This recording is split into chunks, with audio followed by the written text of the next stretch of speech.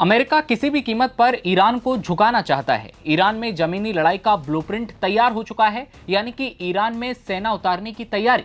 Khamenei के साम्राज्य में ट्रंप की आर्मी उतरे उससे पहले एक बड़ी और बुरी खबर सामने आई। डोनाल्ड ट्रंप की सेना ने युद्ध के मैदान में उतारने के लिए अपने सबसे घातक इलेक्ट्रॉनिक शिकारी को बुला लिया है। नाम है EA-37B compass call electronic warfare jet. जितना बड़ा नाम उतनी ही खतरनाक है इसकी ताकत। ये वो जंगी जहाज है जो दुश्मन के इलाके में घुसता है तो दुश्मन के रडार सिस्टम, कम्युनिकेशन के सारे डिवाइस सबको फेल कर देता है। और भी आम भाषा में अगर कहें तो अमेरिका का ऐसा शिकारी जो ईरान के किसी इलाके के ऊपर से गुजर जाए तो वहां के रडार, सैटेलाइट, जीपीएस और नेविगेशन सिस्टम, यहां तक पेजर को भी ब्लैकआउट या ठप कर सकता है। इसे आप अमेरिका का उड़ता हुआ हैकर कह सकते हैं।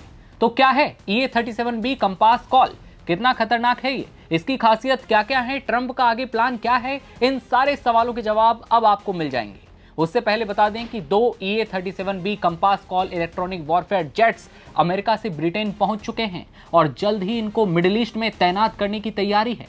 फ्लाइट ट्रैकिंग डेटा से यह भी पता चला कि 2 EA-37B विमान पहले एरिजोना और फिर यूके उतरे। लेकिन अब समझिए कि अमेरिका का ये विमान है कितना खतरनाक। इसे ऐसे समझिए कि इसका काम दुश्मन के रडार कमांड सिस्टम को अंधा करना है। यह अमेरिका का सबसे एडवांस लॉन्ग रेंज जैमिंग क्षमता वाला विमान है, जिससे दुश्मन मुल्क के कम्युनिकेशन, साइबर, कंप्यूटर्स, सर्विलांस और एयर डिफेंस जाम हो जाएंगे, जबकि ये इंटेलिजेंस और ट्रैकिंग भी मुहैया कराएगा।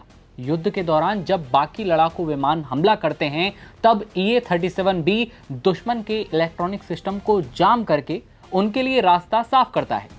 खुफिया जानकारी जुटाने के लिए यह विमान कई तरह के इलेक्ट्रोमैग्नेटिक एमिटर्स की जगह का पता लगा सकता है, यानी कि उन्हें ट्रैक कर सकता है कि दुश्मन ने कहां कौन सी चीजें छुपाई हैं। यह विमान करीब 750 मील प्रति घंटे की रफ्तार से चलता है। मारक क्षमता 4400 नॉटिकल मील और ये 45,000 से 51,000 फीट तक उड़ान भर सकता है। इसमें एक साथ 9 लोग सवार हो सकते हैं, जिनमें 2 पायलट और 7 लोग मिशन में इस्तेमाल होने वाले उपकरणों को संभालते हैं।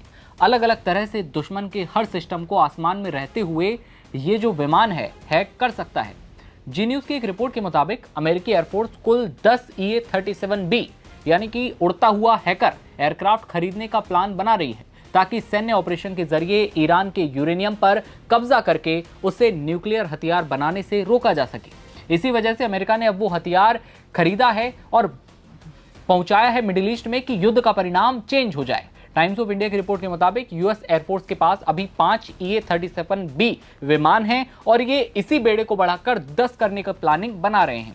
इसकी एक मुख्य खासियत इसका एक एडवांस सिस्टम जिसे SWORD-A कहा जाता है। यह सिस्टम विमान को अपनी टेक्नोलॉजी को तेजी से अपग्रेड करने और नए खतरों के हिसाब से खुद को ढालने में मदद करता है। इसकी वजह से यह आधुनिक कम्युनिकेशन सिस्टम और दुश्मन की लगातार बदलती रणनीतियों का मुकाबला करने में सक्षम हो जाता है। एक उड़ता हुआ, चलता फिरता हैकर जो सारे रडार सिस्टम, इंटेलिजेंस को फेल कर सकता है।